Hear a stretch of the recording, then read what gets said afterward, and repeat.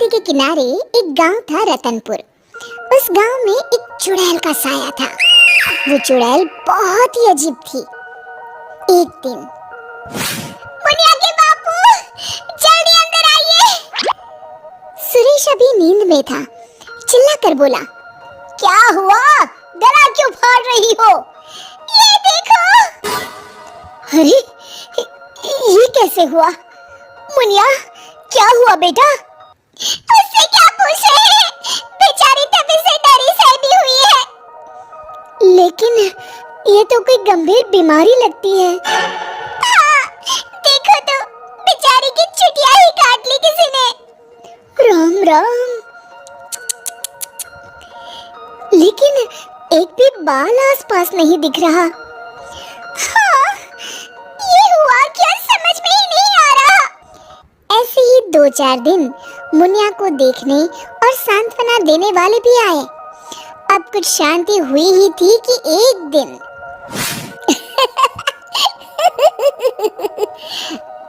क्या हुआ रामू, तू हंस क्यों रहा है? अरे दादा, वो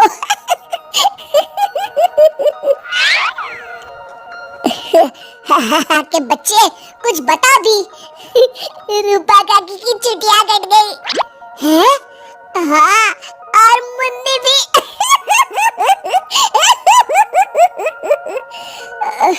अच्छा, पर काहे? आप भी पूछ लो। चल कर देखता हूँ। क्या हुआ मुन्नी? ये क्या हल्ला मचा हुआ है? तभी मुन्नी बाहर आती है। ये का सुन रहा हूँ? कैसे हुआ सब?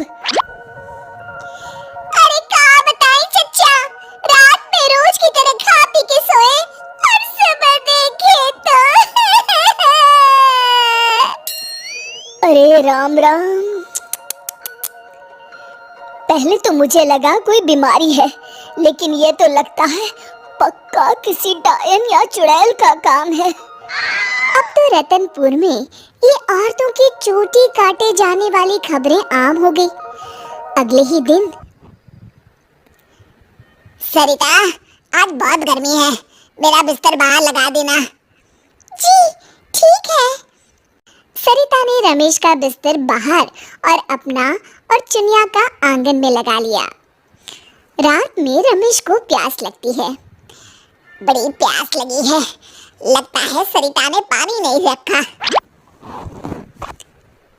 कोई नहीं, खुद ही ले लेता हूँ। अंदर जाने पर वो देखता है कि सरिता के बिस्तर के सिरहाने चुड़ैल खड़ी है। वो एक हाथ से सरिता की चोटी पकड़े हुए है और चाकू से उसकी चोटी काट रही है। वो जोर से चिल्लाया, चुड़ैल! बचाओ! बचाओ! चुड़ैल! सरिता और चुनिया उठ गए। गांव वाले भी फौरन आ गए। देखते हैं, चुड़ैल हाथ में सरिता की चोटी लिए खड़ी है। भीड़ देखकर वो हंसते हुए बोली,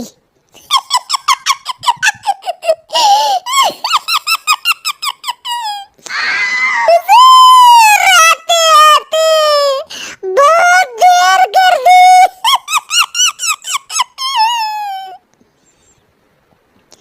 सरिता तो डर के मारे बेहोश हो गई, पर बाल तो जा ही चुके थे। अरे आखिर चाहती क्या हो? पर चुड़ैल उनकी बात अनसुनी करके सरिता की चोटी घुमाते हुए सबकी आंखों के सामने गायब हो गई। चोटी वाली चुड़ैल की खबर जंगल की आग की तरह पूरे गांव में फैल गई और गांव में बातें चलने लगी। मुनवा, सुना है कल तेरी भाभी की भी चोटी चुड़ैल ले गई? हाँ, उन्हीं के घर मिलने जा रहा हूँ। वैसे तो ठीक ही रहा, कम से कम अब सर पर पल्लू तो टिकेगा। ये बात सही कही आपने। इतना कह के दोनों वहां से चले गए। इसी तरह चुड़ैल का डर सारे गांव में बढ़ता गया और लोग घर छोड़कर वहां से जाने लगे। तभी कुछ गांव के लोग आपस में बात करने लगे, क्यों ना सरपंच जी के पास चले। हाँ, सरपंच जी ने दुनिया देखी है, कोई ना कोई उपाय ढूंढ ही निकालेंगे। हाँ चलो। और सभी गांव वाले सरपंच जी के घर पहुंच गए। समस्या सुनकर सरपंच ने कहा, समस्या तो सच में गंभीर है। मेरी अम्मा की भी है, आपके यहाँ भी? हाँ, अब क्या करें, चुड़ैल पर किसी का वश है क्या? कोई तो उपाय होगा सरपंच जी। इसके लिए किसी ओझा से मिलकर बात करनी होगी। तभी मदन बोलता है, अगर हमें अपने गांव से इस चुड़ैल का साया हटाना है तो हमें उसकी चोटी काटनी पड़ेगी। मेरी नानी ने मुझे बताया था कि हर चुड़ैल की शक्ति उसकी चोटी में होती है। अगर हम किसी तरह उसकी चोटी काटने में सफल हो गए तो उससे अपना गांव छुटकारा पा जाएगा। बताओ, कौन जाएगा चुड़ैल के पास? मैं उसे बताऊंगा कि क्या करना है। अरे मदन भैया, हम मुखिया जी के पास आए हैं मदद मांगने, वही जाएंगे। अरे ऐसे कैसे? मैं गया तो गांव कौन संभालेगा? इस रामू को भेज देते हैं। अरे ओ मुखिया, पगला गया है क्या? भरी जवानी में मौत के मुंह में चला जाऊं? तुम सब छोड़ो, मैं चला जाऊंगा। देखो, वो चुड़ैल अपना काम तभी करती है जब कोई सो रहा हो। आज तक कोई जगा हुआ इंसान उसका शिकार नहीं हुआ है ना? हाँ, सो तो है। तो आज रात सभी को जागते रहना है, सिर्फ मैं सोने का नाटक करूंगा। हाँ हाँ ठीक है। फिर मदन नकली चोटी लगाकर और साड़ी पहनकर पंचायत के चबूतरे पर ही सो गया। रात के 12 बजे चुड़ैल वहां आई। आज पूरे गांव में घुमाई, कोई सोया ही नहीं। तभी उसकी नजर चौक पर सोए मदन पर पड़ी। ये औरत यहाँ क्यों सोई है? लगता है घर में झगड़ा हुआ होगा। खैर मुझे क्या, मुझे तो बाल चाहिए। चुड़ैल ने चोटी काटने के लिए जैसे ही चोटी पकड़ी, वो निकलकर उसके हाथ में आ गई। इसके लिए वो तैयार नहीं थी, इसलिए 2 पल के लिए वो कभी चोटी तो कभी चाकू को देखने लगी। इसी समय का फायदा उठाकर मदन ने उसकी चोटी काट ली। पहले तो वो डर गई, फिर भी हिम्मत करके बोली, कौन है तू? बता कौन है तू?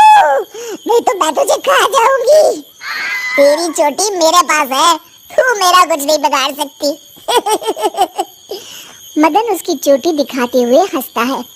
मेरी चोटी दे दे, दे दे मेरी चोटी, मेरी चोटी दे दे। चीखते हुए मदन की तरफ बढ़ी। हाँ, अगर एक कदम भी आगे बढ़ाया तो मैं अभी इसे जला दूंगा। नहीं नहीं, ऐसा मत करना। नहीं करूंगा, पर एक शर्त पर। हाँ, मुझे तुम्हारी सब शर्तें मंजूर है, बस ये चोटी दे दो। अभी नहीं, पहले ये बताओ तुम इन बालों का क्या करती हो?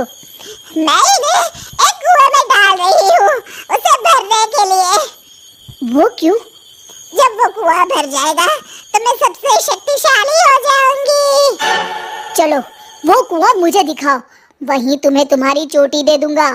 चलो, ये चोटी मुझे दे दो, इसकी मदद से हम जल्दी पहुंचेंगे। नहीं नहीं, मुझे जल्दी नहीं, पैदल ही चलते हैं।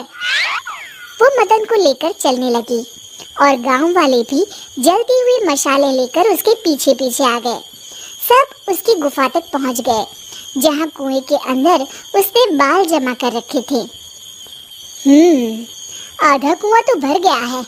देखो, दिखा दिया ना, अब जल्दी से मेरी चोटी दे दो। हाँ, क्यों नहीं, ये लो। कहते हुए मदन ने उसकी चोटी भी कुएं में फेंक दी। अरे बेवकूफ, ये क्या किया?